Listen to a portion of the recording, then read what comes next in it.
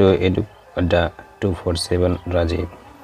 ये आपका information technology है जो कि CBSE बोर्ड के द्वारा जारी किया जाता है और ये इसका कोड 402 है।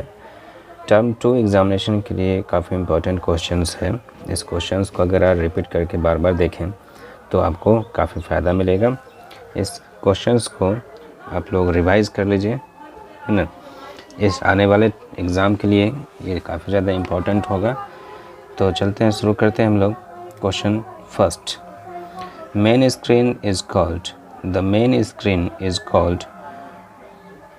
फर्स्ट है आपका ऑप्शन टेबल टॉप, दूसरा है यूज़र एरिया, सी डेस्कटॉप, डी रिसाइकिल बिन।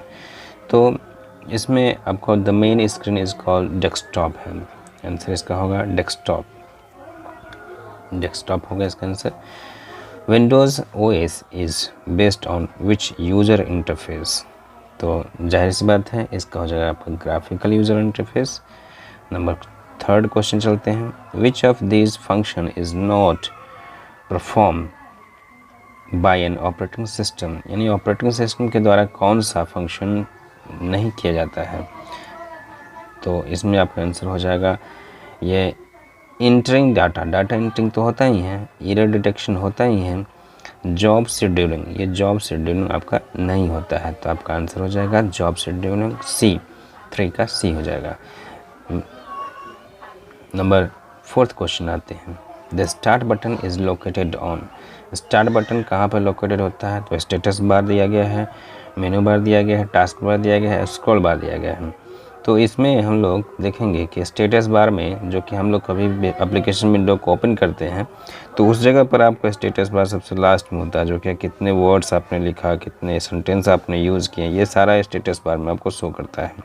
नंबर सेकेंड, मेनू बार देखते हैं जिसमें कि न्यू, ओपन, सेव एज का ऑप्शन आता है, तो ये तो होगा ही नहीं। टास्क बार देखते हैं, टास्क बार जो कि आपको डेस्कटॉप का जस्ट नीचे में अपेयर होता है, जिस पर हम लोग बहुत सारी चीज़ देखते हैं। तो यहाँ यह आपका आंसर हो जाएगा टास्क बार, यानी कि सी। अब चलते हैं हम लोग क्वेश्चन नंबर 5 की तरफ। 5 की तरफ चलते हैं। तो क्वेश्चन नंबर 5 है आपका, which application provides the basic information about files, folder and drives. तो कौन सा जो है सो एप्लीकेशन प्रोवाइड करता है आपको बेसिक इन्फॉर्मेशन फाइल के बारे में, फोल्डर के बारे में या ड्राइवर्स के बारे में। तो विंडोज़ डेवलपर नहीं होगा, Windows explorer, Windows detective, Windows finder. तो इन सभी में से ऑप्शन बी है, ये आपका ऑप्शन बी ही आंसर होगा, जो कि आपका विंडोज़ एक्सप्लोरर होता है, जिसे हम लोग ओपन करते हैं तो इसका 2 साइड ओपन हो जाता है। इसके एक साइड में हमें ड्राइव्स नज़र आते हैं, इस ड्राइव्स को आप क्लिक करते हैं तो इस ड्राइव से रिलेटेड आपको यहाँ पर आइकॉन्स वगैरह दिखना शुरू हो जाता है। तो ये आपका विंडोज़ एक्सप्लोरर होगा, बी नंबर। नंबर 6 आते हैं, a computer represent files using. तो हमारा कंप्यूटर फाइल को रिप्रेजेंट करता है किस तरीके से, आइकन में, डिजिट्स में, सिंबल में या लेटर में। अगर हम कहें तो यहाँ इसका आंसर होगा ए, आइकन में इसको रिप्रेजेंट करता है। डिजिट में तो होगा ही नहीं, क्योंकि 1 2 3 4 5 ये सभी तो यूज़ होता नहीं है। सिंबल, यानी कि ये सिंबल का इस्तेमाल भी नहीं होता है, इस सिंबल का इस्तेमाल नहीं होता है। लेटर्स का इस्तेमाल A B C ऐसे करके तो फाइल का नाम नहीं होता है, ये आइकन के थ्रू आपका ये शो करता है। चलते हैं क्वेश्चन नंबर 7 में, which one of the following is a correct statement. इसमें से करेक्ट स्टेटमेंट कौन सा है। All files are of the same type, सभी जो है फाइल सेम टाइप के होते हैं, ये तो गलत हो जाएगा, एब्सोल्युटली गलत है। दूसरा आपका है, only files of the same type can be store in the folder, केवल फाइल जो है सो वो सेम टाइप के होते हैं जो कि फोल्डर में स्टोर किए जाते हैं। नंबर सी आपका है, files can be of different types, file जो है सो फाइल डिफरेंट टाइप्स के हो सकते हैं। All text file have the same size, तो ये भी आपका आंसर गलत है, ये भी गलत है, ये गलत है। आपका files can be a different types, ये डिफरेंट टाइप्स के हो सकते हैं। तो चलते हैं हम लोग क्वेश्चन नंबर 8 की तरफ। चलते हैं क्वेश्चन नंबर 8 की तरफ। Which of the following option is use to recall a file from recycle bin. देखिए, जब हम लोग किसी फाइल को डिलीट कर देते हैं तो वो रिसाइकिल बिन में आके जमा हो जाता है, ये रिसाइकिल बिन में जमा हो जाता है। जब ये रिसाइकिल बिन से हम लोग फाइल को फिर से डालना चाहते हैं, वापस उसी लोकेशन में रखेंगे, तो हम लोग रिकॉल इसको नहीं करते हैं। रिफ़्रेश, हम लोग डेस्कटॉप को रिफ़्रेश करते रहते हैं, ये भी नहीं करते हैं। रिन्यू, ये तो ऑप्शन होता ही नहीं है, तो बच जाता है आपका रीस्टोर। तो रीस्टोर बटन से हम लोग यूज़ करते हैं, जैसे ही आप इस आइकन पे क्लिक करेंगे तो ये आइकन आपका ओपन हो जाएगा और इस जगह पर ऊपर में रीस्टोर नाम का एक ऑप्शन होगा। इस ऑप्शन पर आप क्लिक करेंगे तो जितने भी फाइल्स आप उसमें डिलीट किए हैं वो फाइल वापस जिस लोकेशन में था उस लोकेशन में आपको चला जाता है। तो इसका आंसर आपका हो जाएगा रीस्टोर, यानी कि आपका आंसर हो जाएगा ए। ठीक है, वह फिर से हम लोग देख लेते हैं, ए हो जाएगा इसका आंसर। चलते हैं हम लोग क्वेश्चन नंबर 9 की तरफ। 9 आपका बता रहा है कि one of this software is not an operating system, इसमें से कौन सा ऑपरेटिंग सिस्टम नहीं है। तो जाहिर सी बात है कि डॉस ये चलता था, इसे हम लोग बोलते थे MS DOS, यानी Microsoft disk operating system.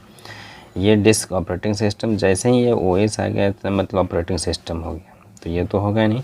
Excel, ये आपका जो है सो डेटा एंट्री करने के लिए यूज़ किए जाते हैं, तो ये आपका आंसर एक्सेल ही होगा, क्योंकि ये ऑपरेटिंग सिस्टम नहीं है, ये आपका एप्लीकेशन सॉफ्टवेयर है।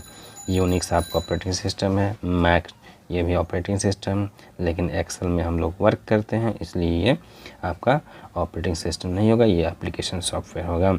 चलते हैं क्वेश्चन नंबर 10 की तरफ। क्वेश्चन नंबर 10 में आपको दिया गया है CUI रेफर्स टू, CUI का फुल फॉर्म क्या होता है।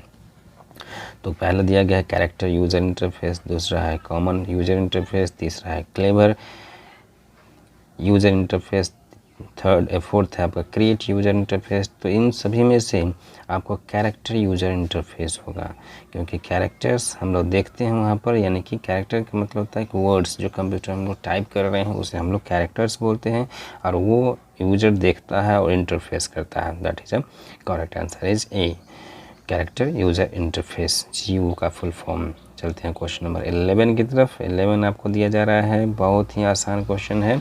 विच of the following is not a component of Windows desktop, Windows desktop का कौन सा कंपोनेंट इसमें नहीं है। तो यहाँ देखेंगे टास्क बार ये आपको नीचे रहता है, यानी कि अगर हम लोग ये एक स्क्रीन बनाते हैं तो इस जगह पर देखिए नीचे में ये टास्क बार होता है, जहाँ पर टाइम वगैरह दिखता है, यहाँ स्टार्ट बटन दिया हुआ रहता है, तो ये टास्क बार हो गया। इस जगह पर आपको आइकन रहता है, तो आइकन रहेगा ही। इसका जो बैकग्राउंड इमेज दिया जा रहा है, ये बैकग्राउंड इमेज जो यहाँ पर है, इसे हम लोग वॉलपेपर बोलते हैं। ये आपका आइकन हो जाता है, ये आपका टास्क बार हो जाता है, बच जाता है वायरस। तो वायरस तो आपका विंडोज़ डेस्कटॉप का कोई है ही नहीं, तो आंसर हो जाएगा आपका ये डी, आंसर आपका हो जाएगा डी।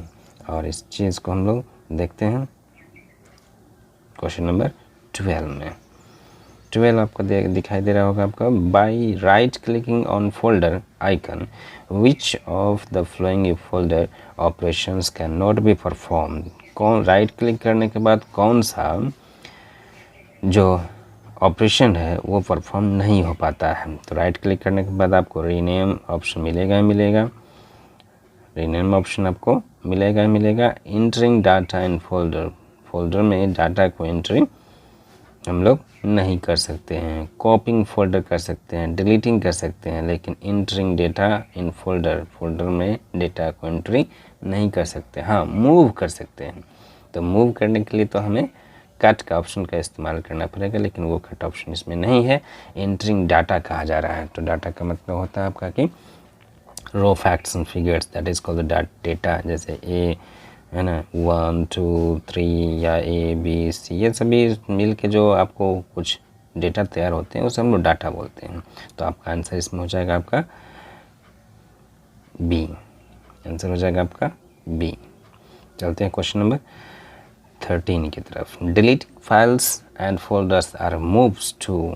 तो ये नेचुरली आपको तो एकदम आसान आ गया होगा। ये जो डिलीट किया हुआ फाइल फोल्डर्स होता है वो रिसाइकिल बिन में ही जाता है, किसी और जगह तो जाएगा नहीं। तो ये सबसे आसान क्वेश्चन था आपके लिए। चलते हम लोग, the cleaning of hardware component of a computer does not including the cleaning of. तो क्लीनिंग ऑफ हार्डवेयर कंपोनेंट्स को हम लोग क्लीन करते हैं, तो हम लोग हार्डवेयर कंपोनेंट्स में क्लीन किसको करेंगे? Computer does not including the cleaning of, तो माउस को हम लोग क्लीन कर सकते हैं, कीबोर्ड क्लीन कर सकते हैं, मॉनिटर को क्लीन कर सकते हैं, लेकिन विंडोज़ चूँकि आपका ऑपरेटिंग सिस्टम है, ओएस है, यानी कि सिस्टम सॉफ्टवेयर है, तो इस वजह से हम लोग इसे क्या करें? इंक्लूडिंग क्लीनिंग, इसको क्लीन नहीं कर सकते हैं। हाँ, इसको क्लीनिंग जब भी करेंगे तो वो किसी ऐप्स का इस्तेमाल करके ही उसको क्लीन करेंगे, अन्यथा इसे हम लोग किसी भी कपड़े से क्लीन इसको नहीं कर सकते हैं। तो चलते हैं क्वेश्चन नंबर 15 की तरफ। The cleaning of software installed in the computer can not be achieved by, तो clean cabinet installation antivirus software, तो आपको डिस्क क्लीनअप जो है ये होगा, बैकअप भी लगेगा, लेकिन क्लीनिक सीपीयू कैबिनेट को जो है नहीं करेगा। कैबिनेट मतलब कि सीपीयू का जो बॉक्स होता है उसको क्लीन नहीं करेगा, लेकिन बाकी सभी जो है एंटीवायरस को भी इंस्टॉल्ड एंटीवायरस सॉफ्टवेयर उसको भी क्लीन कर सकता है, और बैकअप भी ले लेगा, डेस्कटॉप भी कर लेगा। तो ये सभी जो है सो क्लीनिंग सॉफ्टवेयर इंस्टॉल्ड ये सभी किया जा सकता है, और बाकी आपका नंबर सी आंसर इसका होता है। ठीक है, क्वेश्चन नंबर 16 में हम लोग देखते हैं। क्वेश्चन नंबर 16 में आपको दिया गया है which of this is an antivirus software, इसमें से एंटीवायरस सॉफ्टवेयर कौन है? तो एंटीवायरस सॉफ्टवेयर आपका कैल्क, ये तो जो है सो कैलकुलेट करने के लिए ओपन ऑफिस का एक भाग है, एक पैकेज है। इम्प्रेस भी नहीं कुछ है। एडोब जो है सो एक कंपनी है, ठीक है। और दूसरी बात ये जो है एडोब फोटोशॉप के बारे में आप सुने होंगे, एडोब पेज मेकर, तो ये सभी तो आपको क्या करता है? एप्लीकेशन सॉफ्टवेयर है। मैकएफे जो है सो यही आपको एंटीवायरस सॉफ्टवेयर है। मैकएफे ये आपको एंटीवायरस सॉफ्टवेयर है। आते हैं क्वेश्चन नंबर 17 के पास। Sound sanitary is design to help those who have, sound sanitary जैसा कि पता चल रहा है कि साउंड से रिलेटेड है, तो यहाँ पर हियरिंग जिसको प्रॉब्लम होगा वही आपको साउंड सैनिटरी का इस्तेमाल कर पाएंगे। हियरिंग वाले को ही हम लोग हियरिंग डिसेबिलिटी जो होगा वो साउंड सैनिटरी में होगा। चलते हैं क्वेश्चन नंबर 18 में। The screen narrator is used by those who have a problem in their क्या चीज़? फिजिकल मूवमेंट, ठीक है, फिर हियरिंग, फिजिकल मूवमेंट और फिर विज़न। तो इसमें कौन सा होगा? स्क्रीन नरेटर क्या करता है? जो कि आपको जहाँ पर भी माउस ले जाइएगा उस जगह पर उसका साउंड बोल के बताता है। तो विज़न, फिजिकल मूवमेंट और हियरिंग, तो फिजिकल मूवमेंट वाले के लिए इसमें हो जाए आपका जो कि आपका जहाँ पे माउस ले जाएगा वहाँ पे वो बोल के बताएगा, तो फिजिकल मूवमेंट इसका आंसर हो जाएगा। नेक्स्ट चलते हैं हम लोग 18 की तरफ। The caps lock, scroll lock and num lock are dash key, तो ये कौन सा की है? तो कैप्स लॉक न्यूमेरिक की ये नहीं है, स्टिकी की नहीं है, टॉगल की यही है आपका टॉगल की, जिसमें कैप्स लॉक, स्क्रॉल लॉक और नम लॉक शामिल होते हैं, उसे हम लोग टॉगल की के नाम से जानते हैं। इसको हम लोग बोलते हैं टॉगल की। ठीक है, आशा है कि आपको वीडियो पसंद आ रहा होगा और ये आपको आसान भी है और सबसे इजी क्वेश्चंस को भी यहाँ पर जगह दिया गया है। इस इजी क्वेश्चंस को बहुत सारे लोग जो है सो नहीं कर पाते हैं।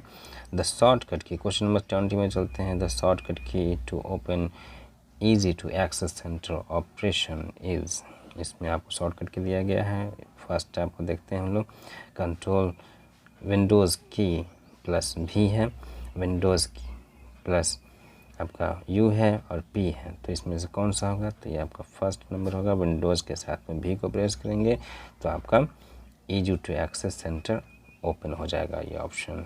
क्वेश्चन नंबर 21 देखते हैं। The filter key is use to, filter key का इस्तेमाल कब किया जाता है? Recognize multiple keys pressed as a single key press, recognize single key pressed as a single key pressed, recognize single key pressed multiple key. चलते हैं हम लोग 21 से लेके आगे तक का क्वेश्चन का सफ़र अगले वीडियो हम लोग देखेंगे। तब तक के लिए thank you for watching this video. आशा है आपको ये वीडियो पसंद आया होगा। इसके बाद का वीडियो मैं फिर से आपको तैयार करके दूंगा। लगभग 50 क्वेश्चंस हैं, अभी 20 क्वेश्चन 20 क्वेश्चंस को हम लेके आए थे जो कि आपके लिए बेनिफिशियल होगा।